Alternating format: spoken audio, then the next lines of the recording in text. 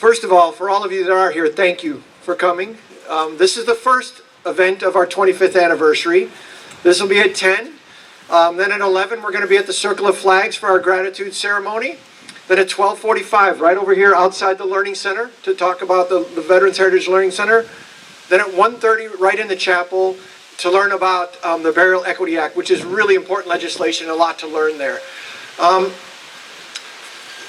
This is an important day, and I'll talk about it more up there. So I'm really grateful to introduce to you Mr. Richard Marsh, who's actually working on a book, A Place in the Pines. It's a history of the New Hampshire State Veterans Cemetery. Should be coming out in the coming months. Although he is such a diligent researcher, it's probably going to be a while. He asks lots of questions, but he's learning everything there is to know about this veterans cemetery. And then he's going to be joined gratefully by Mr. Roger Desjardins, former director of the State Veterans Cemetery, 99 to 2008, I believe, Roger. So they're going to talk to you a little bit about the vision and the history of this memorial walkway, just 15 minutes or so, and then we're going to invite you to walk around the walkway, learn a little bit more about the monuments, and just explore. I want to give a quick little shout out to Linda and Lynn, Linda Surratt and Lynn Breen. They're part of our Adopt a Garden program, and they spent many hours here on the walkway planting flowers, putting things in the vases, and making it look really fantastic. And I'd be remiss if I didn't mention Jeff and Bill and Paul and Alan and a bunch of folks who redid all of the bricks. I mean, that was an epic task, and they just finished it like a month ago. So thank you guys for being here, and I'm going to turn it over to Rich. Thanks. Thanks. Morning. Thank you for coming here and help us celebrate our silver anniversary. I've never been a great public speaker, but I've learned that if you speak from the heart, there's nothing to be nervous about. So I came to this cemetery about 5 years ago to add another page to my website, Images of New Hampshire History. My photographs of veterans memorials around the state have been very popular. So I finally, came here, and I was just amazed when I drove past the flags, saw the Marine Memorial, and saw the memorial walkway, how beautiful and serene it was. So that day I took 300 photographs, created another page, and now that's one of my most visited. So it's, I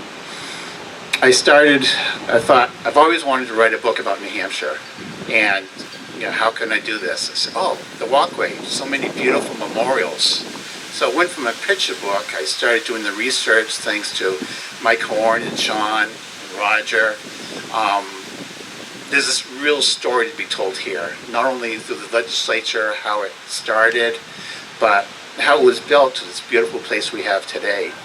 So now I'll introduce you to the visionary of this beautiful walkway, Roger Desjardins.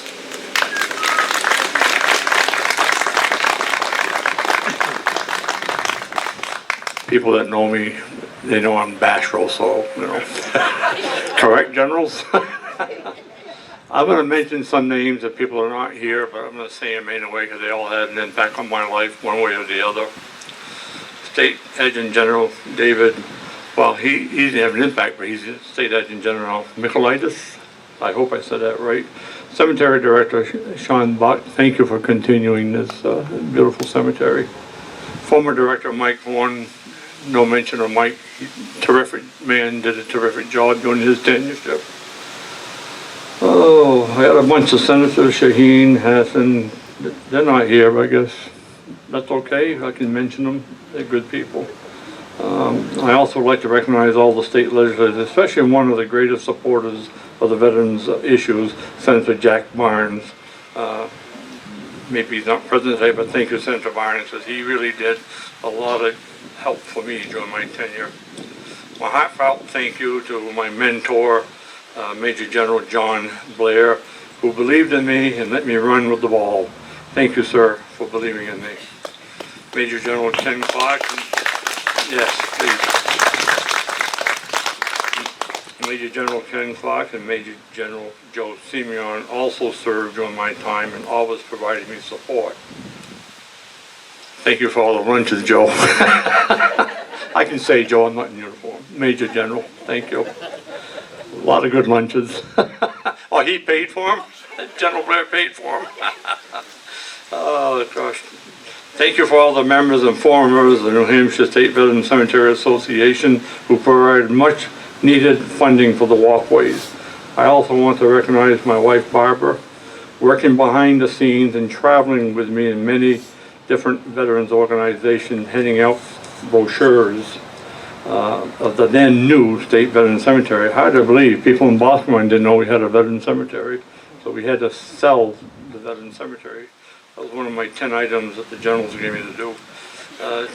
To my daughter Suzanne and her husband Bill, and my daughter Anne Marie and her husband Kevin, and my grandchildren Danielle and Lucas, you have always supported me. Thank you. Danielle, I know you asked me to put in a swing set back here, but as a paramedic today, you know the liability have been too much. I have to say this, my family's first. I want to take a minute to recognize my granddaughter Danielle at 24 years old. She recently saved a man's life in Pittsfield and brought him back to life and saved him. He's living today. Thank you, Danielle.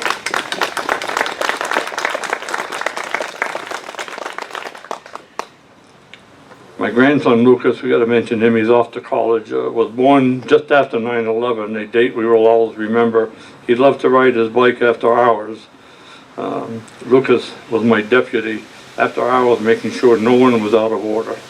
He is now a junior at Embry-Riddle, aspiring to be he's a junior, soon to be an air traffic controller. As you hear me include and talk about my family and their accomplishments, you understand they are my backbone and keep me going. Love you all. Thank you all distinguished guests and families whom have relatives resting in this beautiful cemetery. If I miss recognizing anybody today, it is hard for me to remember everyone, and I apologize for that. Thank you for all coming today to celebrate the 25th anniversary. Shortly after the cemetery opened, Mr. Lloyd Farnham worked diligently with families, providing them with peace, knowing their heartfelt sorrow. On behalf of all, thank you, Lloyd. Also, thank you for your support when I became director in December of 1999. The cemetery would not be what it is today without the hard work and support of many dedicated volunteers, State Department officials, Veteran Affairs, who worked with us on attaining millions of federal dollar grants.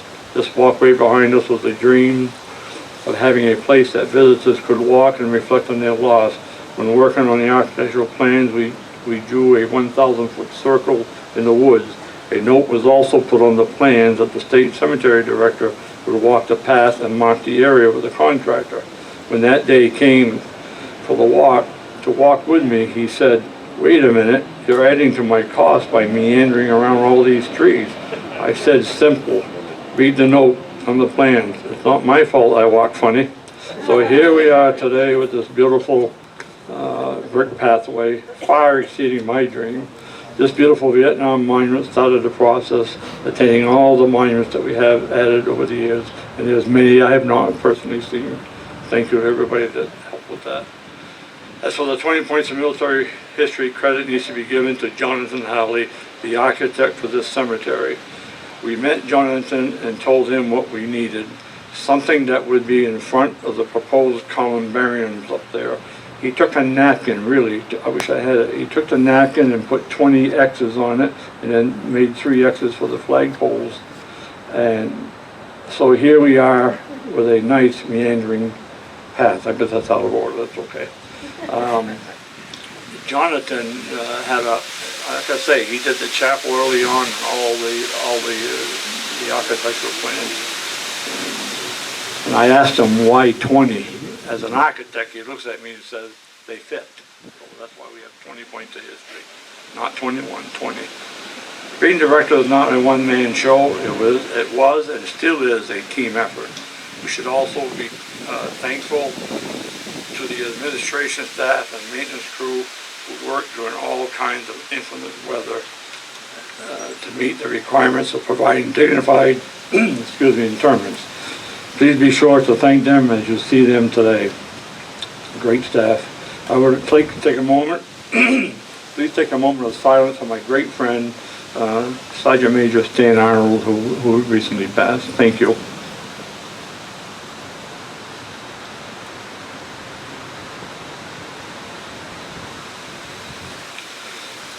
Great man. I've known him for years. He was friends with our family, and we miss him. And Renata, his wife, I know she's not here today, but my heartfelt condolences for your loss. Thank you all for attending, and God bless.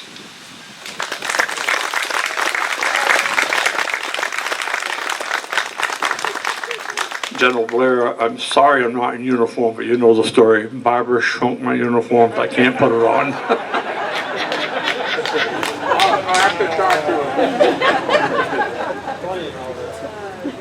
Thank you, Roger. Thank you for all your help, all my annoying phone calls, waking you up in the middle of the day. So I'd like to touch on, as I said, I'm not going to talk for the whole hour. I want you guys to be able to walk around here and see all the beautiful memorials. But this was the first, and just like the 20 points, it was drawn on a napkin by Anne Goulet, wife of Ray Goulet, and they spent years researching every single name. And right before it was being dedicated, you'll see some asterisks here, missing in action. Just before the dedication, Philip Stickney's body was returned to America. So that's the asterisk for him. Yes. And then in 2005, Colonel Sheldon Burnett was returned. So I wish all asterisks were here. Maybe someday it will be. So one of the things that I never took the opportunity to serve my country. So this is my way of giving back by thanking those who did and remembering those who gave the ultimate sacrifice. And so I have a database of all the names, the dates they were born, where they were born. So on their birthdays, I go into the Facebook pages and I write, remembering and honoring on their birthday, their picture, their story. And the comments that I get from parents, people they went to school with, are just amazing. It makes it so personal. And so it is a beautiful memorial. And the other thing I want to touch on is the ingenuity, of people that created some of these. The Marine Corps. All right. So it was the brainchild of Tony Romero and Colonel Norman Noel. Now, Norman Noel had a replica of the Marine Corps Memorial, as is in Washington, in his backyard. One day he was sitting in his veranda. The sun rose, created a shadow, and he said, "That's it, I'll make a silhouette." If he had made an actual replica, it would have cost $1 million. The silhouette is beautiful, and that's what I saw the first time I drove in here. So it's that ingenuity, and somebody said to mention the Air Force. So, in the Air Force Memorial, I believe it was 2 years after the one was put up in Washington, we wanted to do a scale replica here. And if you look at the spires, that was, let me see, Richard Dolbeck and his son Stephen were engineers. Stephen drew the spires in a CAD program and had the plates machined directly from that CAD program and welded. Therefore, it did not cost $1 million. So as you see, it's beautiful, and the Air Force Sergeants Association maintain it every year, do a wonderful job. So the last thing I want to mention is how, like myself, you don't have to live in New Hampshire to have a connection here. There are pavers in bricks that you can purchase through the Veterans Cemetery Association. When I lost my dad, he served in the Coast Guard in the early 50s. So I purchased a paver. So every time I'm here, it's like I'm visiting him. I can feel his spirit here. And the other paver that I always look at is on the U.S. Navy. I've always, there you go. I've always been a big fan of John McCain. So John came here to speak in 2007, and we was walking around with Roger, and decided to donate a paver. So if you look front center of the U.S. Navy Memorial, you'll see a paver that John McCain put there, and it's just beautiful.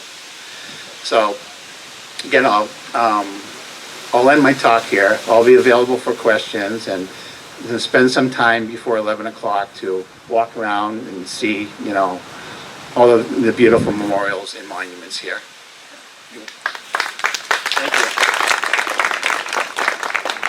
Thank you. Thanks you both very much. That is awesome. So what I would invite you to do is take a spin through the Memorial Walkway. Rich will be here, Roger's here. You can ask him some questions. Be over by the Circle of Flags by 11 o'clock for our gratitude ceremony. Again, as a reminder, we have a bunch of tables set up, all kinds of organizations, the Cemetery Association. So if you're interested in a brick or a paver or figuring out how you can help out or volunteer, they're all here. Again, thank you so much for being here, and we'll see you out at the Circle at 11. Thanks.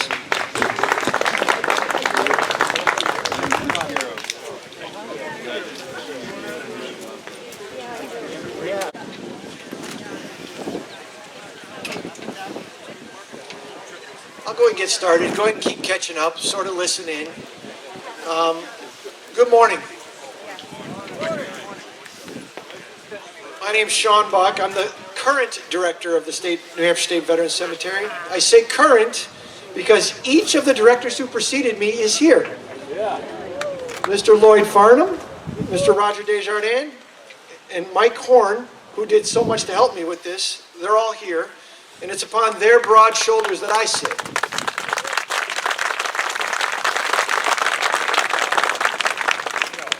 Welcome to what we're referring to as our gratitude ceremony. The New Hampshire State Veterans Cemetery was dedicated on September 27th, 1997. A generation is considered to be, quote, about 20 to 30 years during which children are born and grow up, become adults, and begin to have children, unquote.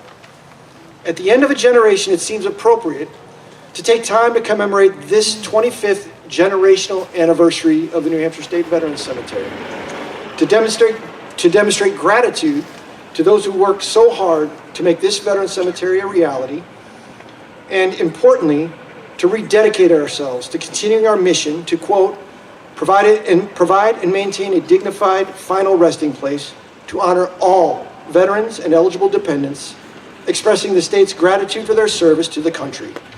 The New Hampshire State Veterans Cemetery conveys peace through natural beauty and is a source of pride to veterans, families, and all residents of New Hampshire, unquote. We strive to be a source of pride. This is your cemetery, and we're grateful for your service and support of our cemetery and in our communities. Our first interment, Chief Warrant Officer II Ernest Holm, a World War I and World War II veteran who passed in 1992, was reinterred, and his first interment took place in Columbarium C1, right over there, just behind you, on November 18th, 1997.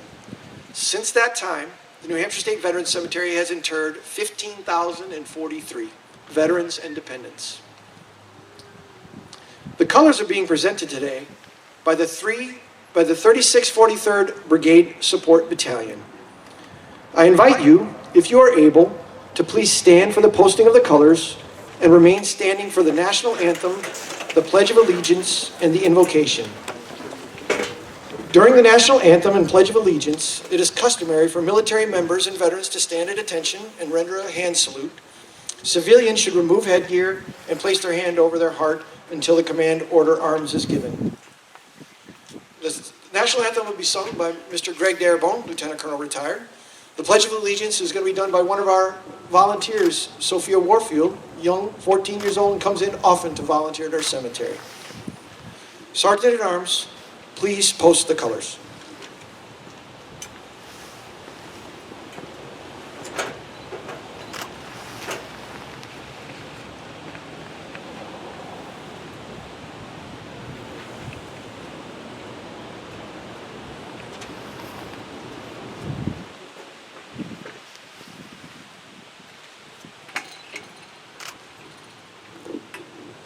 Ladies and gentlemen, please join me in singing our national anthem. Oh, say, can you see by the dawn's early light what so proudly we hailed at the twilight's last gleaming, whose broad stripes and bright stars through the perilous fight o'er the ramparts we watched were so gallantly streaming, and the rocket's red glare, the bombs bursting in air, gave proof through the night that our flag was still there. Oh, say does that star-spangled banner yet wave o'er the land of the free and the home of the brave?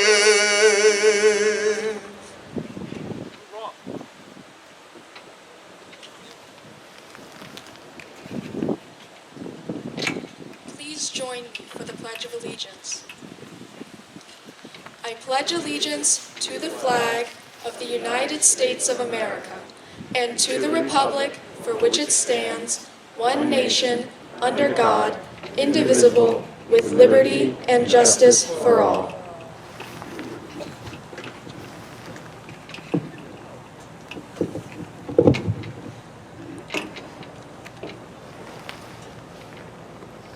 Chaplain Major Will Mullins will now provide the invocation.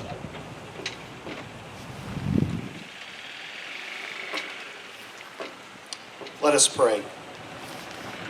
Lord of abiding hope, gather us one and all, both living and at eternal rest, in this most hallowed place for such a solemn occasion. Lord, bless these rows of picturesque headstones, for each stone is a brick in the sturdy foundation of American freedom. No plot here can be purchased alone. Each must be earned with service, sacrifice, and honor. We thank you, O Lord, for these veterans who now rest in your light and mercy. Help each of us here to honor their memory and to tend these sacred grounds faithfully and to the best of our ability. In your name we pray, amen.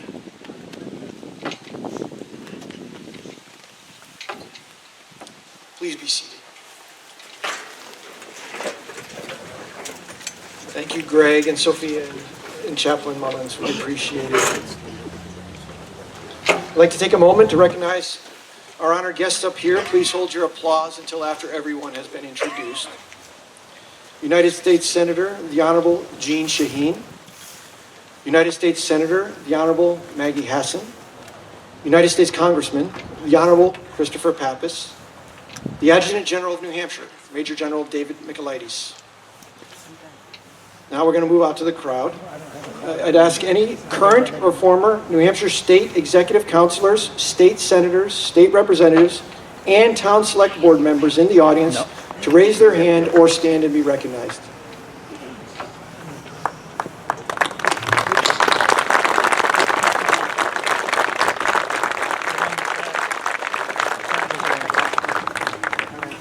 Thank you all.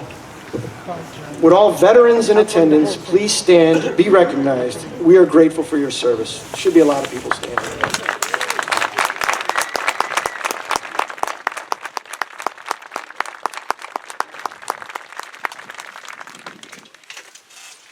I'd like to take a moment to acknowledge my honorary assistant director, Mr. Sean Nolan, right over here.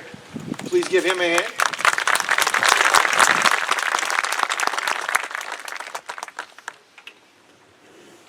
On this 25th anniversary of the New Hampshire State Veterans Cemetery, I'd like to ask all past and present members of the New Hampshire Veterans Cemetery Association to stand and be recognized.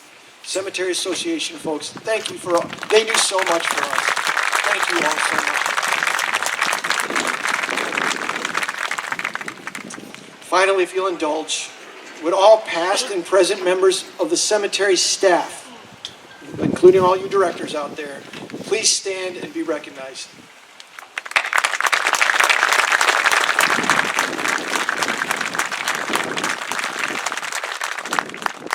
They all do such an awesome job, and I'm sure I speak for all the directors. They make our lives a lot easier, for sure.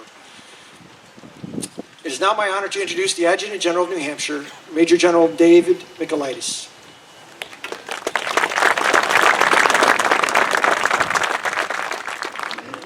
Good morning, everyone. To Senator Shaheen, Senator Hassan, Congressman Pappas, fellow veterans, ladies and gentlemen.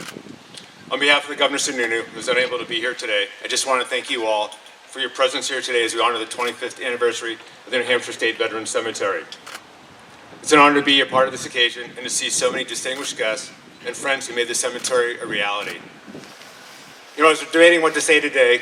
I came across an article, and it was a couple years ago, and the former Sergeant Major in the Army, Dan Daly, had a visiting non-commissioned officer from an Eastern European country, came to Arlington Cemetery, and he gave him a tour. And during the tour of the Arlington National Cemetery, he also told him what the 3rd Infantry Division, the Old Guard, does. And he was explaining to him the role of the Tomb of the Unknown Soldier and showing him Arlington. That non-commissioned officer from an Eastern European country just stared in disbelief. And he looked after headstone, and he pondered and he finally responded, "Now I know why the Americans fight so hard. You take better care of your dead than we do of our living." I think that's a testament here today when you look at these grounds, and as you allude to what Sean says, the mission of the State Veterans Cemetery, to provide a dignified final resting place to our service members and eligible dependents. And it couldn't have been done without the people here today, specifically the Veterans Cemetery staff over the past 25 years. So one more time, if you're involved as an employee here, a director, Mike, Roger, Lloyd, please stand up and be recognized one more time.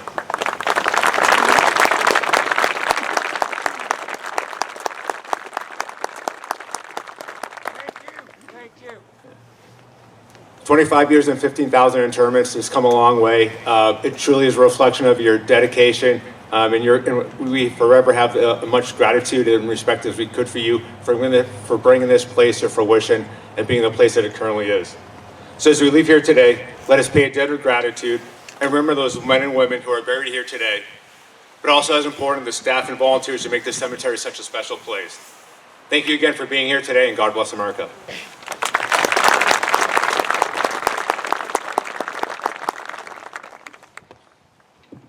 Thanks, General Michaelides.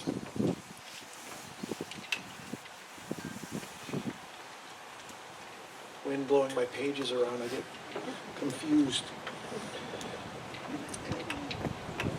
Please welcome the Honorable Jean Shaheen, who was the governor when the cemetery was dedicated in 1997.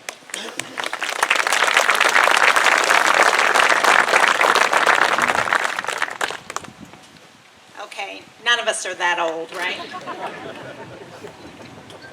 It is so wonderful to be here with all of you and with so many of you who have been so important to making this beautiful, majestic cemetery what it is today. It's so great to have a chance to see you all and to be here as part of this wonderful celebration.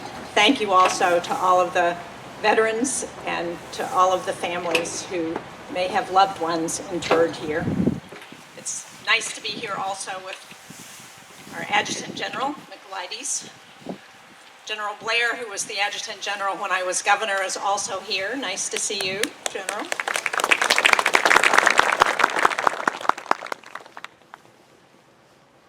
In my first meeting with General Blair after I got elected governor, because the Adjutant General is the one who handles all of the arrangements for the inaugural ceremony. And I remember General Blair saying to me, "You know, I've never done this before." I said, "You know, General, neither have I." So we were new at it. But it's wonderful to be here with General Michaelides, with my colleague, Senator Hassan, with Congressman Pappas, to commemorate this remarkable 25th anniversary of this very special place. I'm also pleased to see two of the original co-sponsors of that legislation that created the Veterans Cemetery, Senator Barnes, Jack Barnes, and Representative Dennis Fields, who are here today. Thank you both for all of your efforts. Sadly, two of the other co-sponsors, Leon Kalawa and James Fenton, are not here, but Jim Fenton is here in spirit because he is, his final resting place is this Veterans Cemetery. And I know how dedicated all of those sponsors were to making sure that we had this cemetery for the people of New Hampshire. I'm not going to go back through and reintroduce all of the dignitaries that Sean Buck introduced because the audience is filled with all of you. But I will just again add my thanks to everyone here for making this Veterans Cemetery the special place that it is today. You know, signing the legislation that first created this Veterans Cemetery, SB 182, excuse me, back in 1997, was among the proudest and most enduring accomplishments of my tenure as governor. It honors the fundamental debt that we all owe to those who have served our state and nation in uniform. And if you'll indulge me for a minute, I will remember that groundbreaking 25 years ago because it was a day much like today, a little cooler, as I remember.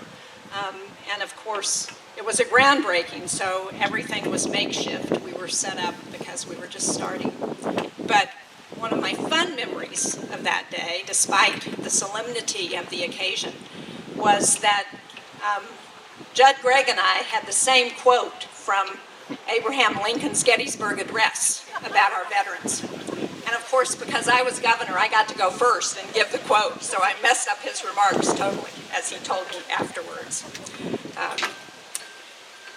But the women and men who are interred here at the State Veterans Cemetery, as in all the veterans and battlefield cemeteries across the nation, those who are still missing in action, they exemplify the very best of the American spirit and the reason that all of us are able to enjoy our lives in freedom today. For a quarter century now, we've been able to cherish the memories and honor the service of Granite State veterans as we lay them to rest here. Now, my mother, who sadly is no longer with us, but was a member of the greatest generation in World War II, she used to love to come to this cemetery. She would come to ceremonies with me whenever she could. And I think she liked it because she wanted to visit the bricks that we have here dedicated to my father, who served in the Army in World War II, and his two brothers, one of whom was lost over the Pacific, and the other who served in the Army of Occupation.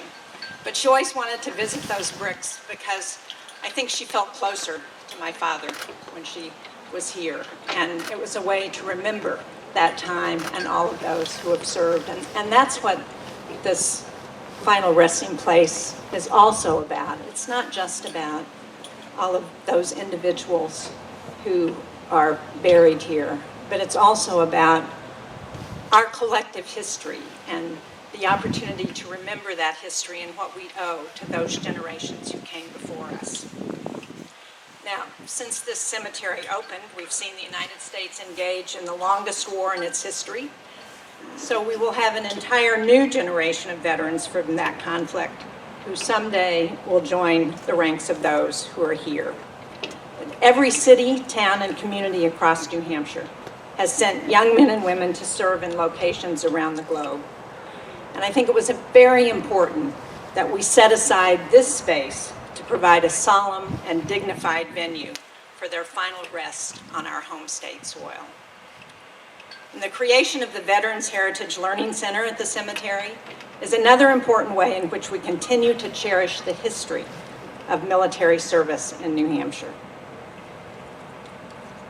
For almost 400 years, the people of the Granite State have served in uniform, so it's very important that this legacy of service and sacrifice be recognized and taught to future generations. As we once again witness war in Europe and the struggle against tyranny, it's important to reflect on the legacy of all those who have served and sacrificed before us. so that they can secure our liberty. And for 25 years now, this beautiful state veteran cemetery has offered that dignified, peaceful resting place for those who have worn the uniform. So let us today remember all of them and also be lifted up by that spirit of sacrifice that has ennobled Americans' veterans throughout the generations. Thank you all, and God bless you all.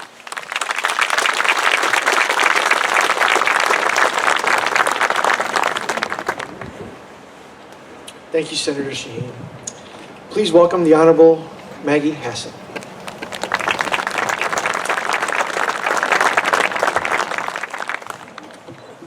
Well, thank you so much, Sean, not only for the introduction, but to you and the outstanding Veteran Cemetery staff and volunteers for all that you do to honor our fallen heroes. Standing on this beautiful day in this beautiful place, I am reminded of the many ceremonies we have all attended here in all kinds of weather. Always a reminder to me that our men and women in uniform serve in all kinds of weather, in all kinds of conditions. And the times when we have been here in the worst weather has been a really important reminder of what our veterans have done to keep us safe and free. I'm also glad to be here with my colleagues, Senator Shaheen and Congressman Pappas, and our whole distinguished group up here. I particularly, though, want to thank the veterans, service members, and their families who are in attendance today for your service. You have all made our country safer and our freedom stronger. It's an honor to be with all of you here today to celebrate 25 years of the New Hampshire State Veterans Cemetery. Each time I visit here, I am struck by the magnitude of what our heroes have done, establishing a government of, by, and for the people, where the rule of law is paramount, protecting our union, saving the world from fascism, fighting to hold terrorists accountable. Today, fewer than 1% of Americans serve in our country's armed forces, which makes it more important than ever to acknowledge the service and sacrifice of those who have put their civilian lives on hold and put themselves in harm's way for the rest of us. And of course, more than that, we need to find ways to express and sustain the reverence that we rightfully feel when we learn about what that service has entailed. Reverence that needs to be expressed and sustained across generations. It is in that spirit that the New Hampshire State Veterans Cemetery was established 25 years ago. Each of the heroes who lie in this sanctuary has their own story, serving across different battlefields, coming from all walks of life and a range of political, personal, and religious beliefs. But they all shared the bonds of service and their belief in the strength and promise of our remarkable country. At this cemetery, the individual stories of these service members come together to tell the story of New Hampshire's role in our ongoing fight for and protection of freedom. Today, I'm thinking of fallen service members like Army Specialist Brandon Martinez, who was buried here last year. Specialist Martinez was raised in Londonderry. He passed away while serving with the U.S. Army 2nd Infantry Division in South Korea. Brandon was known for his love of the outdoors, whether it was camping, skiing, or hiking. And in the Granite State Way, he walked his own path, a path that ultimately led him to service. According to his battalion commander, Brandon was known for his teamwork, and most importantly, his care for his fellow soldiers. I most recently saw Brandon's parents at a rededication ceremony for the Global War on Terrorism Monument in Hampton on September 11th. And it's clear how much our state's collective efforts to remember their son and his fellow fallen heroes means to them. Brandon's story is one of so many who are buried here. And by sharing the stories of our fallen heroes, we carry on their memories. As we lay witness to the service and sacrifice that Brandon and all those buried here made for our country, we must too remember that the Veterans Cemetery is more than our past. It is a place where our community will gather now and into the future. It is this continuum from the heroes of yesterday to the heroes of today and those to come that binds us as a community, as a state, as a country. Throughout my time as senator and as governor before that, it has been a distinct honor to join with our veteran service members, their families, and so many of you here today for ceremonies that provide opportunities for remembrance, reflection, and renewal. From the holiday season where volunteers lay wreaths and show families of the fallen that we are thinking of them during what can be an incredibly difficult time, to events like the 100 Nights of Remembrance and the yearly Memorial Day ceremony. The ceremonies we hold here honor our fallen heroes and express our admiration for their service. And critically, at each one of these events, we recommit ourselves to standing up for the values that our service members fought and secured for all of us. In both quiet moments and in commemorative ceremonies, the New Hampshire State Veterans Cemetery is truly a sacred place. Whether we come here to remember and mourn a loved one, or to reflect on the challenges and tribulations we face, this place provides us all a chance to focus on what's truly important to us as a people and as a country. I want to again thank the Veterans Cemetery staff and volunteers for your dedicated efforts to preserve the beauty here and to support the families of our fallen heroes. The work you do is so vital. The cemetery has space for veterans and family members for at least another 80 years, and it is said to have continued expansions within the next few years that will allow for thousands more Granite State veterans to have a final resting place here.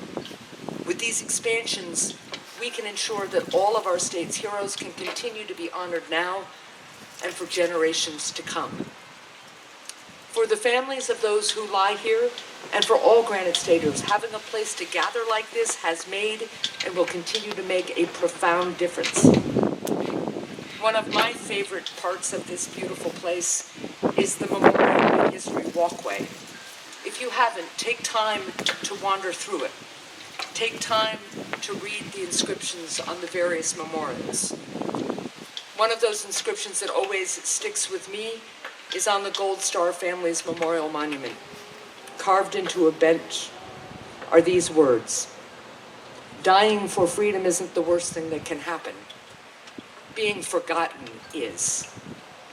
It's a reminder to all of us about why we created this final resting place, this haven for loved ones, this sanctuary to honor, service, and sacrifice. So thank you again to everyone here. May God bless all of you, all of our service members who are currently in harm's way, our veterans, and our beloved United States of America.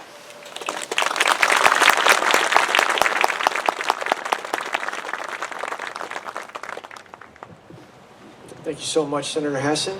Now please welcome the Honorable Christopher Pappas.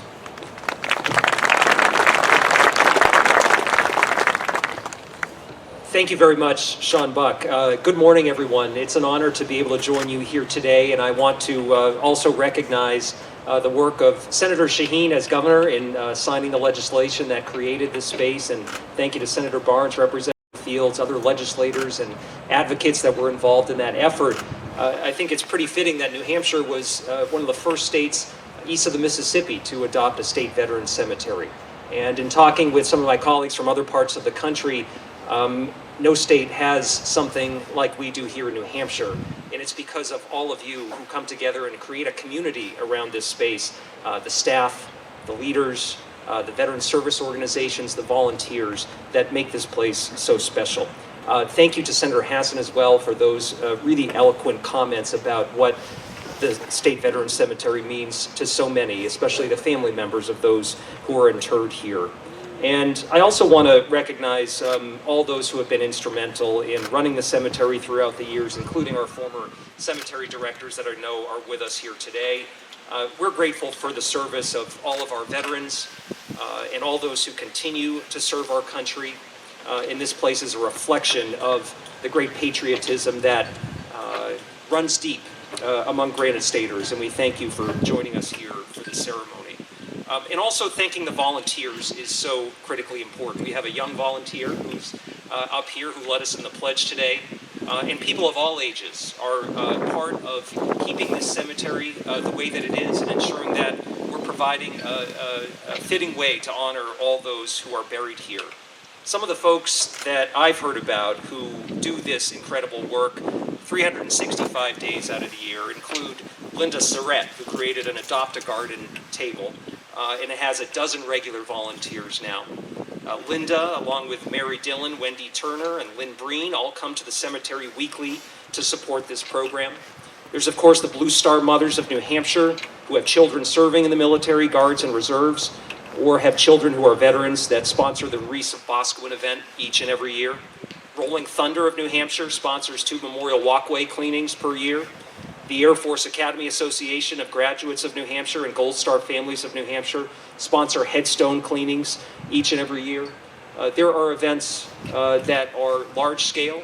There are commemorations where we all come together on days like Veterans Day and Memorial Day, but there are also quiet remembrances that happen in ways that individuals step forward to honor the fallen and to honor the service of our veterans and their family members.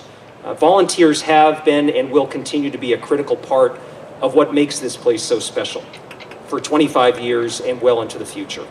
And I'm really proud of the ways that I've heard about in terms of how Granite Staters demonstrate their patriotism, their unyielding respect and gratitude for our service members, veterans, and their families. And through small acts and through larger community events, you all have made this cemetery hallowed ground. So I'm just honored to be with you all today. May God bless all the troops in harm's way, our great state and our great country, and thank you all for joining us.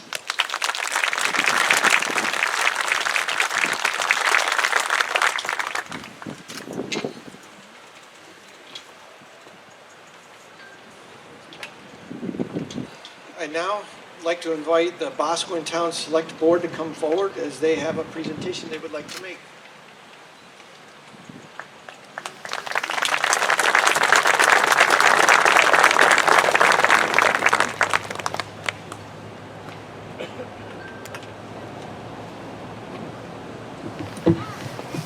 Hello, my name is Lori Carey. I'm chair of the Boscawen Select Board. I'm joined by my colleague, Selectman Matt Burdick.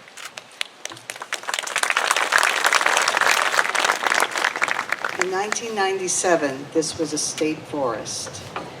At that time, Boscawen was given the great honor of becoming home to the New Hampshire State Veterans Cemetery. So this 104 acres before us will soon grow to become the largest state veterans cemetery in this area. And we're very proud of it. We're proud of the people who made this happen, the various individuals who worked so hard and who are with us here today. But you know, there's some folks that are sometimes not mentioned. Many volunteers who put the wreaths on the graves and the flags at Memorial Day and Veterans Day.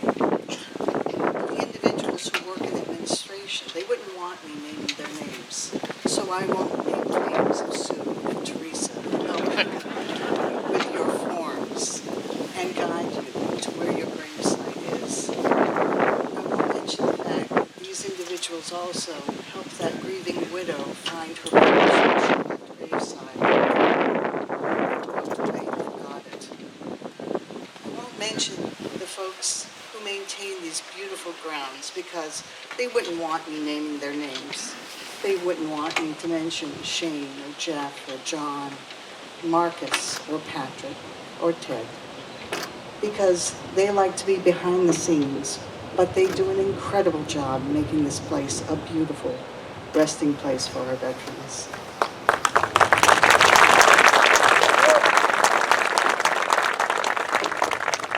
The town of Boscawen has had the honor of working with many in leadership here at the State Veterans Cemetery, and we have a wonderful partnership over the last quarter century.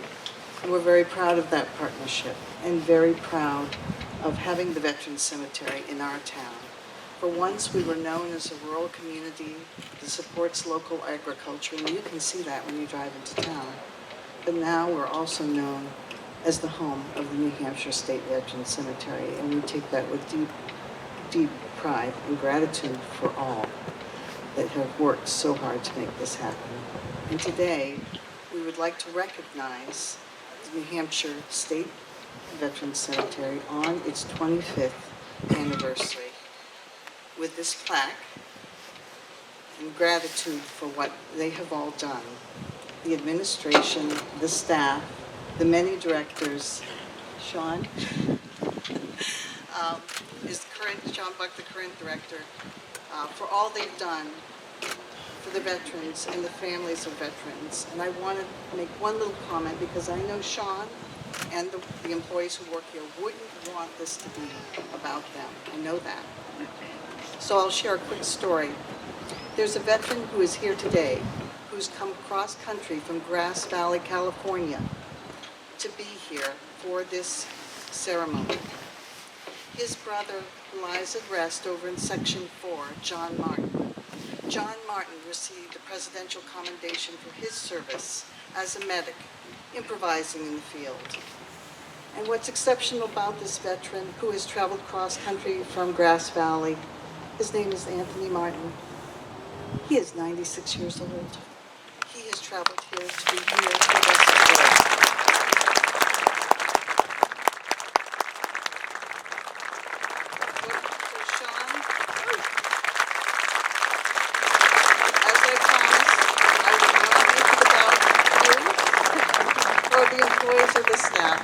It's about this wonderful place, and I hope to see you again in another 25 years to do another plaque to celebrate our first half century.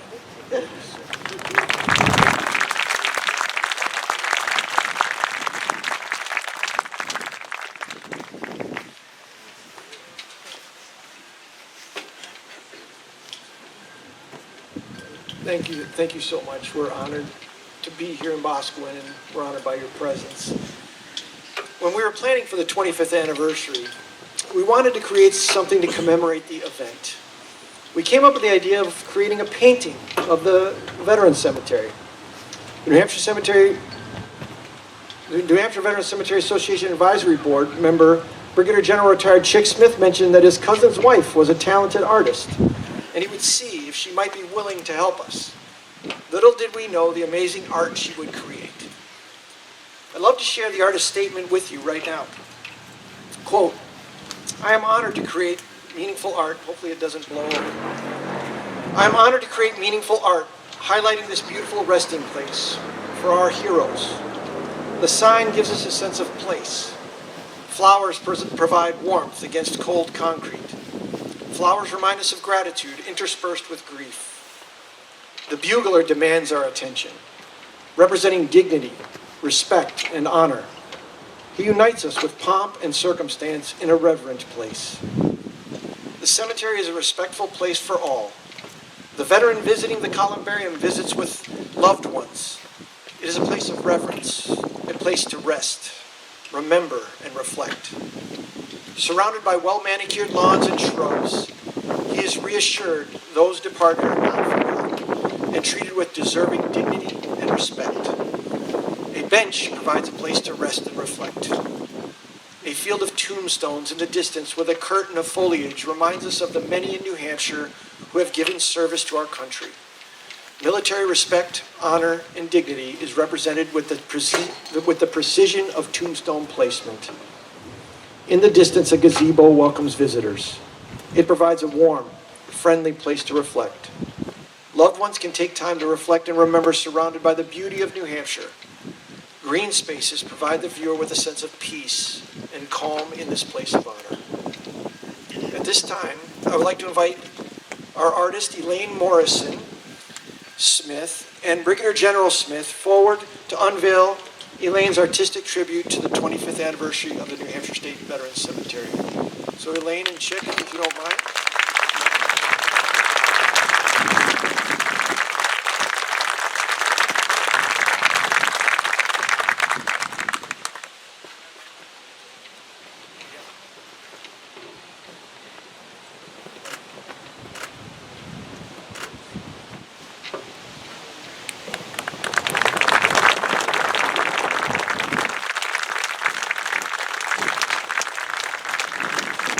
Before Elaine takes off, we wanted to give her a little sign of our gratitude. So what we've done,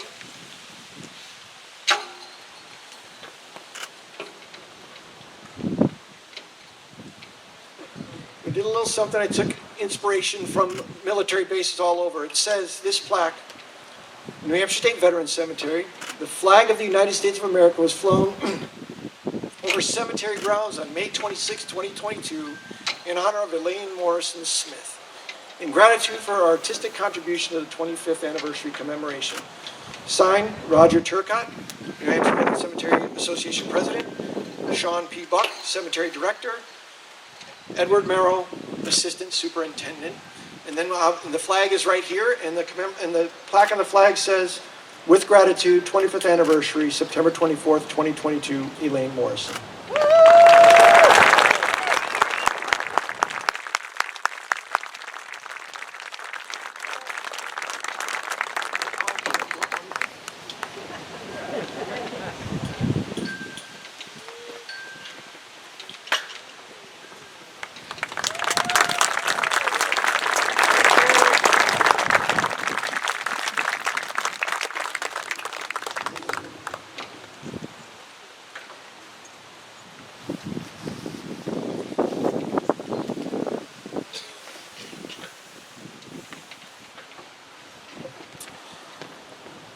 Ms. Morrison donated her time and talent to create this amazing painting.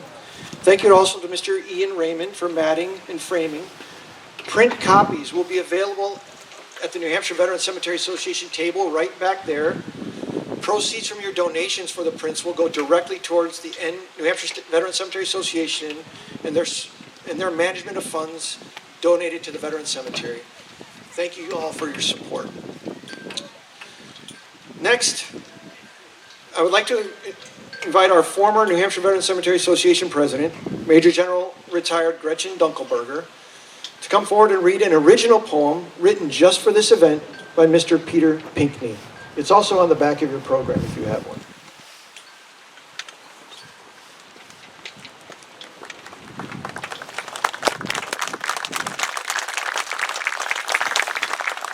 Good morning, everyone.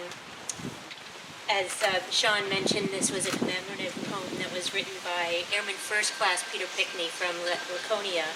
He was in Air Force Airman First Class, and he was in the security forces as a crypto analyst. The poem is called Not to Be Forgotten. Just stand and look around. Absorb the beauty here.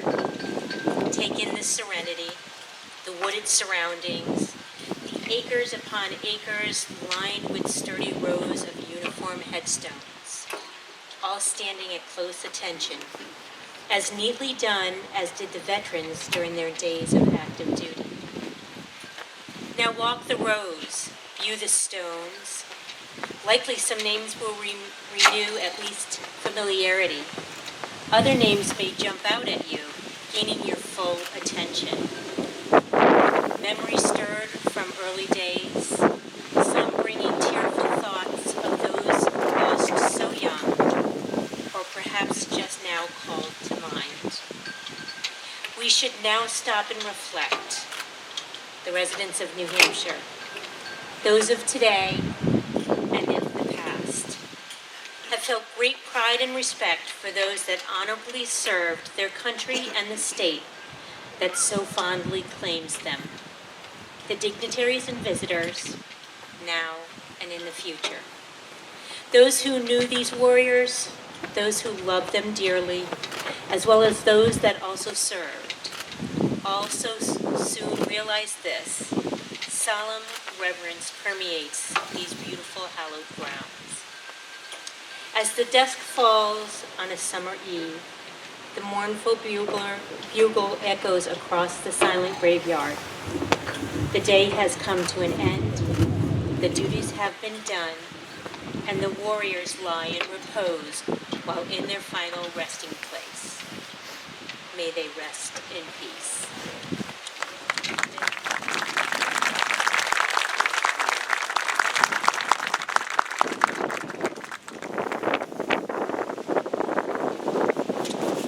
Chaplain Mullins will now provide a benediction.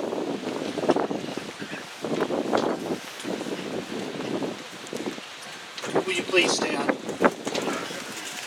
Go in peace to nurture the living, to care for the wounded, to honor the fallen.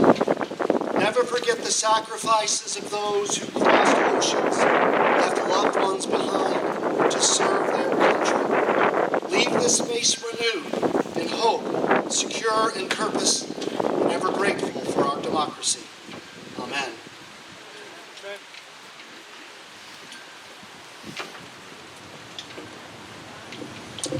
Thank you so much, Chaplain. Sergeant at Arms, dismiss the colors. Everyone can sit down because I'm going to talk for a couple of seconds here. This is the end. The theme of this brief ceremony was gratitude. We are grateful to all of you for attending and for your unwavering support of our Veteran Cemetery. Please do visit all the tables set up over here and learn more about these awesome groups. Also, please consider attending the 2 remaining speaking events today at 12:45 p.m. right over there at the Learning Center on the other side of admin. Roger Turcott, Colonel Retired Roger Turcott and Commander Retired David Kenny will speak about the Veterans Heritage Learning Center. It's really an awesome, they put in so much work. Dave's here all the time. They're adding new things all the time. If you haven't been there recently, I encourage you to go. Please go visit that speaking engagement. At 1:30 p.m. right over in the chapel over there, Congressman Pappas and Colonel Retired Mike Horn will speak about the Burial Equity for Guards and Reserves Act in the chapel. This legislation was decades in the making. A lot of folks sitting here wanted this done. And we are grateful for Congressman Pappas, along with Senator Shaheen and Hassan and Congresswoman Custer, for supporting this important legislation and getting it across the finish line this year. It was signed into law May 15th of this year. We've already buried 17 folks under the Burial Equity Act, so we're really proud of that.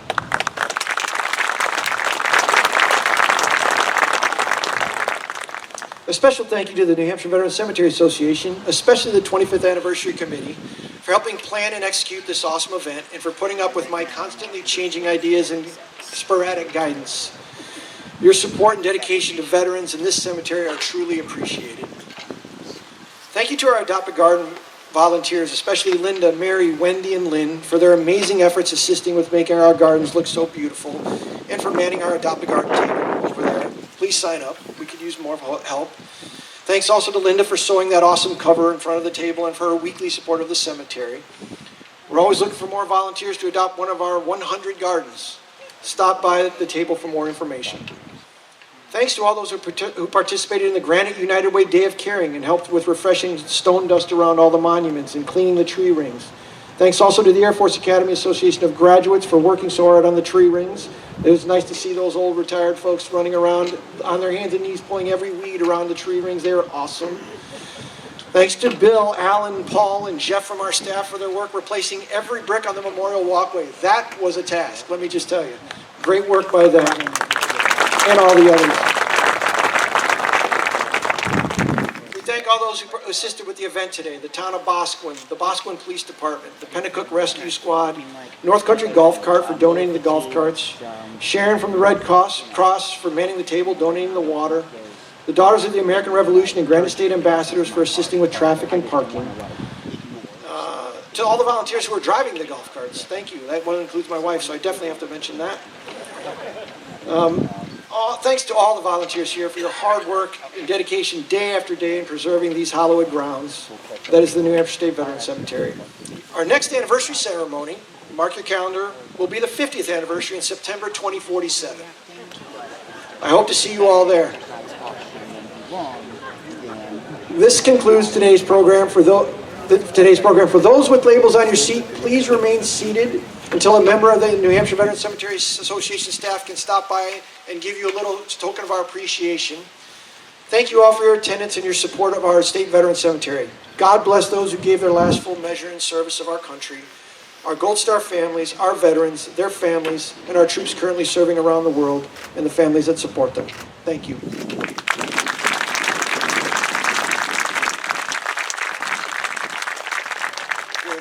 Everybody else can get up, head on over to the table. Prints are available. If you have a marked seat, please stay there for a little bit.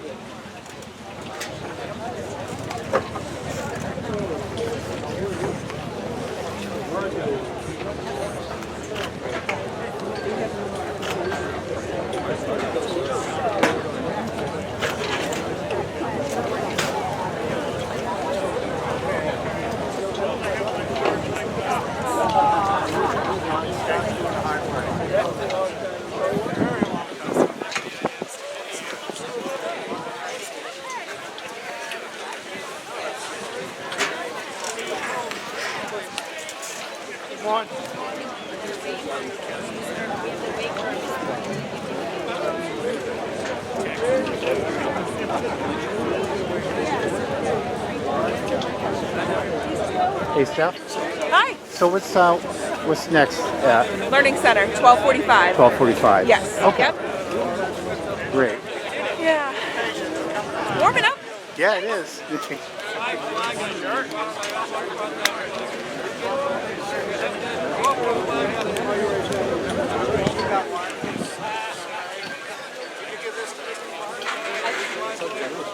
feel like somebody needs to start.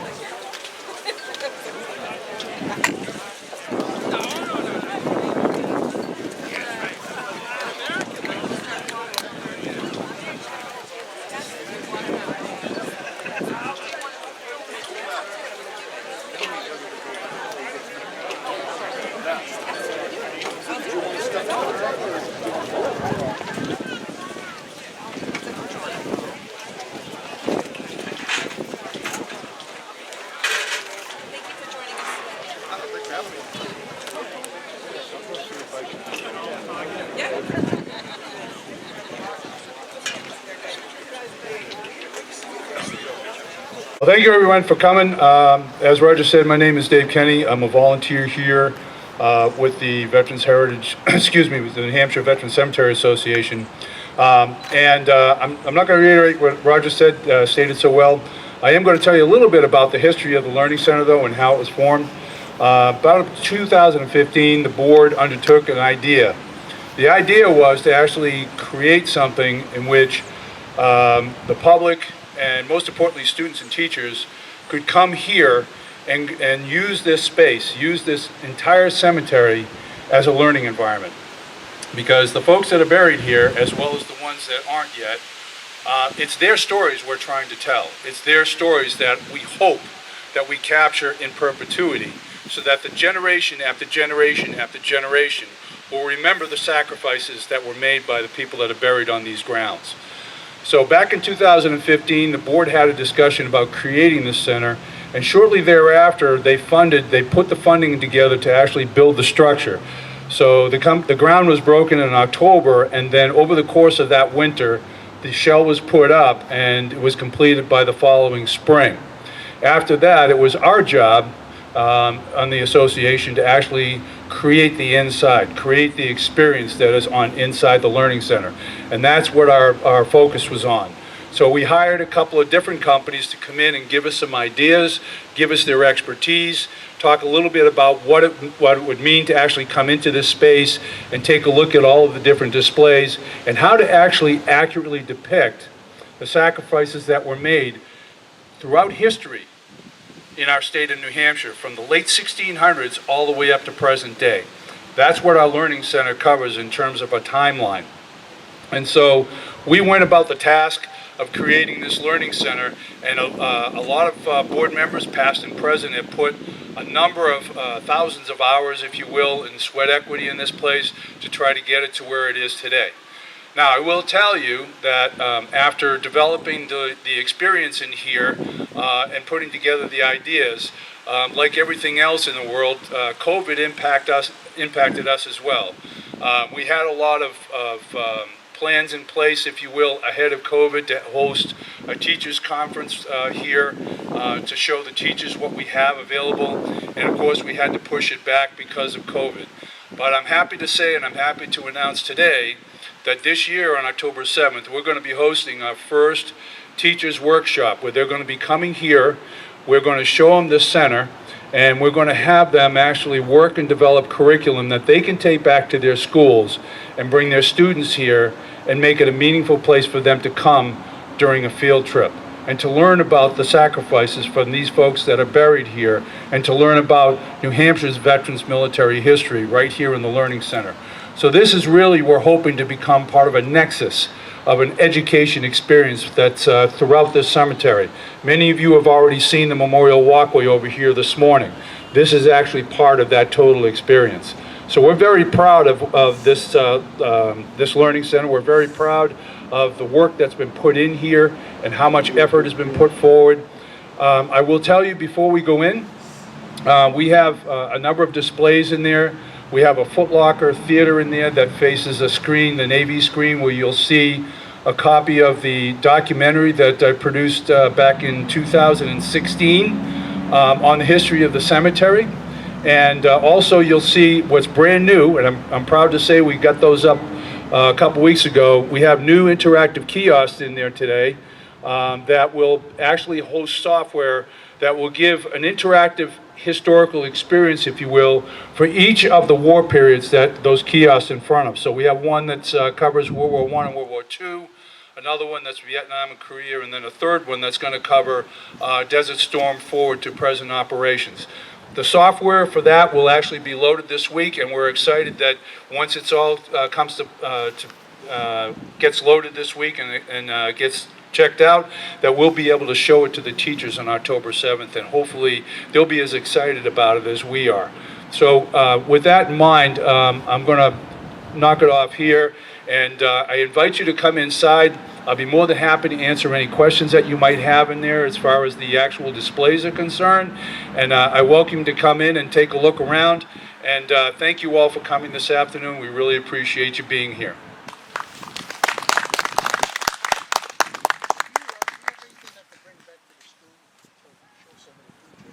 I can't remember. Oh, yeah. Yeah, So, I've seen it. Dave, I want to bring some back.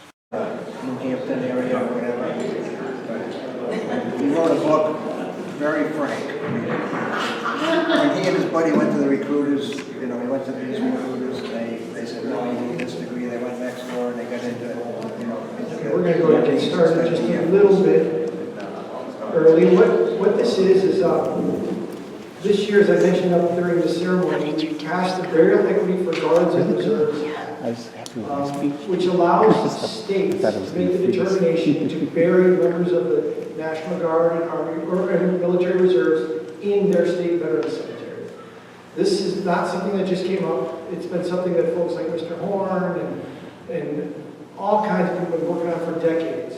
But this year, with some creative work, our congressional delegation got it done. And signed into law by President Biden on March 15th. It became the law for the state of New Hampshire after I got it through the GNC, after we got it through the Governor's Council on June 1st. And we buried our first member of the National Guard on June 9th. As of yesterday, we buried 17, to include one spouse. And folks that previously would not have been qualified, but are now qualified for the burial in our veteran cemetery. So we set up this session so folks can learn more about it, ask questions, and graciously Congressman Pappas, who really was a driving force, and I got to give a shout out to his staff. His staff really did a fantastic job and were very communicative. But all of the congressional delegation worked super hard. So Congressman, thank you so much for hosting this little question and answer and talking about this a little bit. And Colonel Horn's going to be here in support. So thank you very much.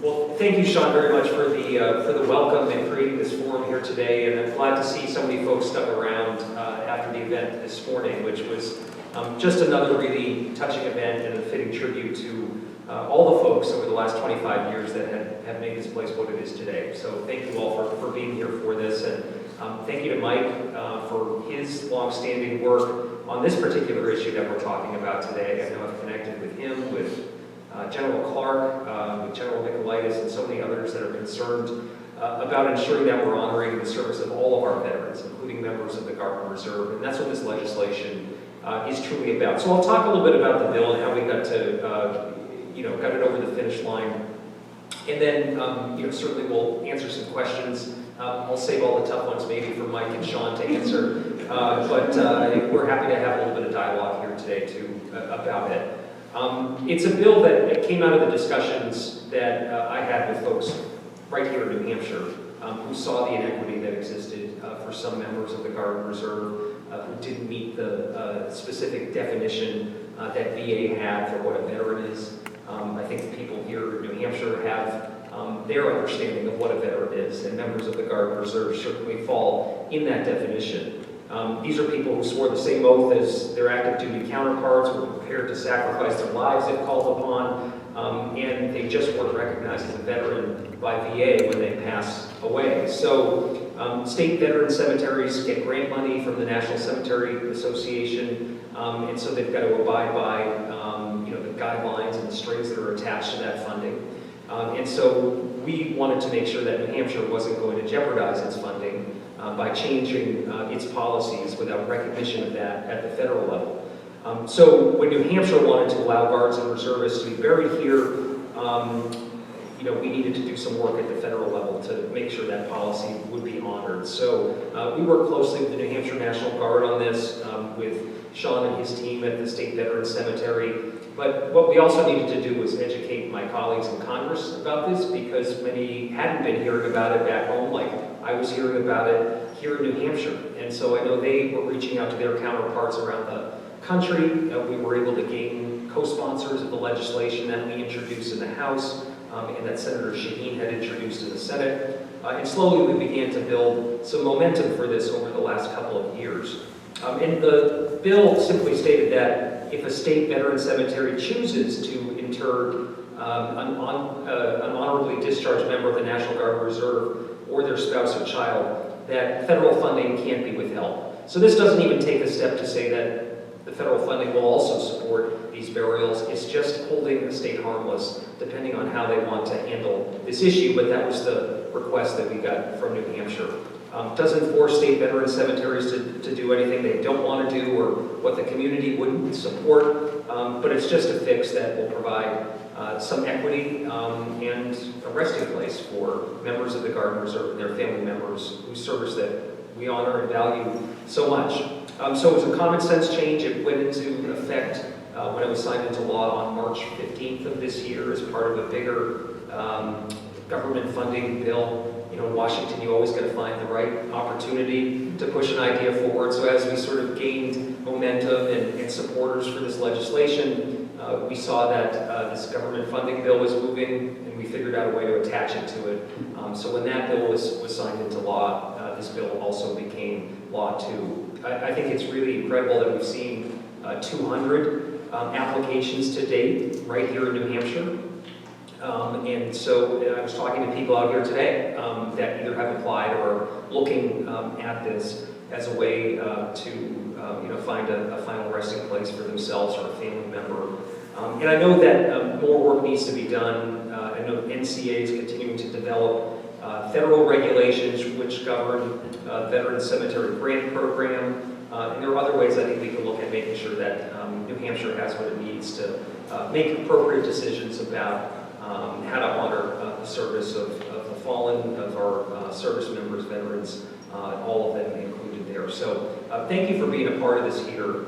Maybe we can, I don't know, Mike, if you want to offer some comments, or Sean, if you want to come back up and moderate here. But we're happy to open it up to any questions or comments that you might have on this or any other issue that might pertain to the work that goes on here. Do you want to add anything, Mike? I'll put it in. When I started back in 2008, I took over from Roger Desjardins.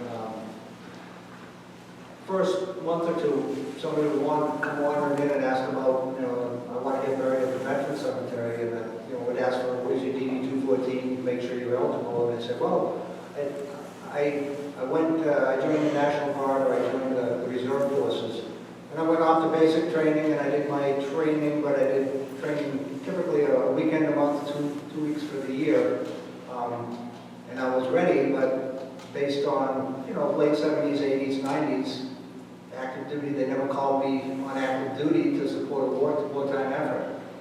And so at that point, they said, sorry, you're not eligible according to the federal law. You had to serve on active duty, not active duty for training. And so that's where I did 4 years in the Air Force, 75 to 79. When I got out at age 26, I said, I want to do more, but I also didn't want to move around all over the country. My wife wanted to come back here to New England. We settled down, so I joined the Air National Guard over at Pease. I did 28 more years with the Air National Guard. I had all sorts of people that served with me that did, in some cases, 12, 14, 16 years of service. Their lives got busy, they were running companies, the kids they never stayed retired, so they didn't have eligibility for the burial. And so that's where it's like, this isn't right.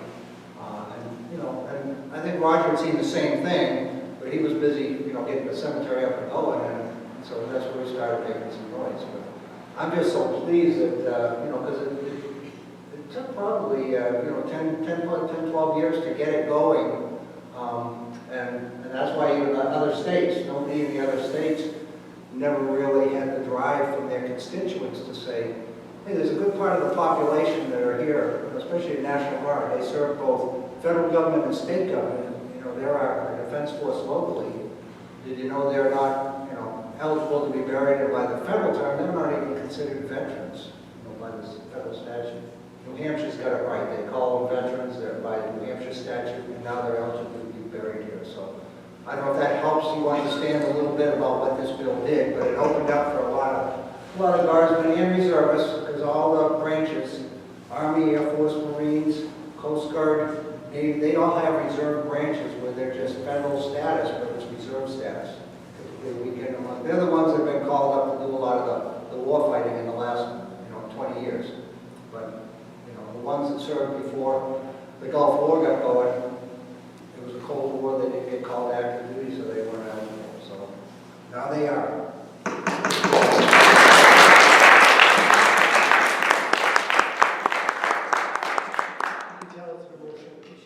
It should be for all of us. I'll just add this to a couple of things. I get calls all the time now from other states about how we do it. And that makes me proud. Nothing I've done. It's the work that these guys have done. And the congressional delegation and legislature has set it up so that I get calls to say, how did you do it in New Hampshire? Little New Hampshire, not only are we first election, on the primary, we're first with things like this. There's one other state that's been doing it for years. They got grandfathered in. They were very supportive of the legislation because they realized, oh my God, we've been doing it wrong. And so now they're grandfathered in.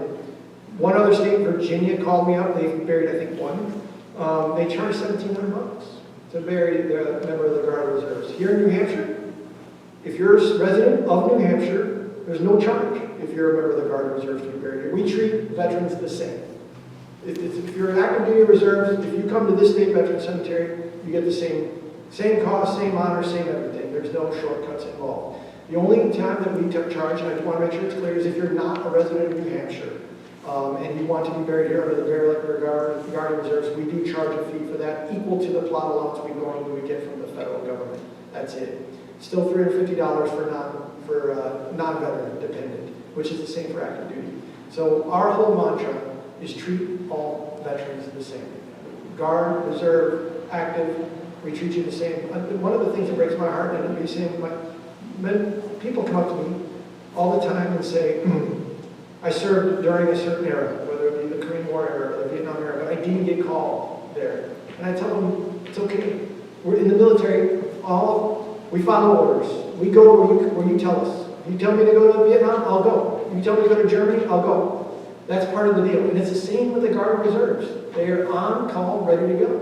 And wherever they get called, they go. Sometimes they don't. And so that shouldn't be a defining factor. What the whims of the military, where they send the veterans, should determine your eligibility for a benefit like this. So just want to make that clear. Does anybody have any questions about this? I'm so glad somebody came because I'm super proud of this legislation. I'm really grateful for the congressman for taking the time to spend with us here. And I'm glad for Mike because he really put in a lot of time on this. Can you tell us what type of paperwork is required to be insured here? So, great question. Thank you. So, fill out the application, just like anybody else. And then, for members of the reserves component, we need any paper, the NGB 22 if you're in the Guard. For the members of the other reserves, any drill papers, promotion papers, we have to kind of cobble it together because honestly, in the reserve component, the paperwork's a little less consistent. What our policy is you have to complete your first term of enlistment. So if you sign up for 40 years, you have to have drilled and been kind of an active reservist for 40 years, get your discharge. It's got to be other than dishonorable, general, honorable, good, mostly honorable. You bring all that in, work with our staff. I've had one right now where it's been a little bit of a challenge. He's like, I can't find any of my drill paperwork. All I have is DD 214 from basic training. I need to see more, because just that 6 months or 4 months is not, I consider to be enough because we do have to be respectful of folks, completing their term of service. So bring us whatever you got. I tell people, look, if you made E4 or E5, then clearly you did your drill. So I'll piece it all together. I'm ultimately the one who makes the call on this one when it comes to like for Guard reservists. But I hold the line on it, because look, you earned your way into here, and I just want to make sure I don't make a mistake on either side of that line, if that makes sense. So NGB 22, any training paperwork, drill rolls, anything you can get me to show me you did your service, we'll cobble it together, and if there's enough there for me, we'll go for it. Yes, sir. So where can you find information about that paperwork? Well, great question. So in the state of New Hampshire, you can go to the DMAPS, headquarters, a guy named Pete Fortier has a ton of information. He's kind of like our magical guy who comes up with paperwork that nobody knows about. And then he's got comrades in other states. So the gentleman I've been working with the Coast Guard Reserves trained actually in Massachusetts. So we put him in touch with a person in Massachusetts, like Pete Fortier. It can be frustrating though. I'm going to tell you that the answer's not consistent and it sometimes isn't quick. So if you haven't kept good records, all we can do is do our best to help you. And it's going to be a challenge, but we're here to support. We want people who earn this to get this benefit. Does that answer your question, Warren? Roger, yes, sir. Do you still take pre-applications? Absolutely, so yes. This gentleman had his paperwork submitted, he can Bring it pre-apply, so the family don't have to worry about it at the time. Oh, Roger, as always, as Veteran Cemetery Director with a great point. You can apply now. In fact, I encourage you to apply now. Don't wait till later. If you're a veteran or if you think you're eligible, bring your paperwork in. Let's work together and get it figured out. If you're eligible, get you an eligibility certificate. You get that certificate, your space is reserved. And we have, as we mentioned this morning, I think it was Senator Hassan mentioned, we're good for at least 80 years. 80% of our burials are cremation burials. So the more that number goes up, the longer it will last. Yes, Rob? I'm retired in Florida, and I'm still hearing the same question from people I meet every day. Your wife, if she passes first, or your dependent child, they can be interred. They don't have to be sitting someplace waiting for you to be interred. So absolutely not. That's something we get asked all the time. Spouses are eligible, and whoever they're eligible. People, I think people need to understand this. The spouse earned his or her way in by being the spouse of a veteran. It's hard work. I've got a spouse that will testify to that. So honestly, even if the veteran chooses not to come here, the spouse can still come here if this is where they want to be, because they earned their stripes, so to say. So, great question. And again, it's almost like I planted a fellow director. If there's any other questions, you can stop us afterwards. Thank you all for coming and hanging around for this. Thanks for participating in our 25th anniversary event. This is the last event of the day. We're grateful. We're really grateful for all of you for taking the time and supporting our Veterans Cemetery. And swing by, and if you have any questions about this, anytime. I'm right over there during the weekend. They know how to get a hold of you if I'm not there. 24/7. Okay? Thank you, guys.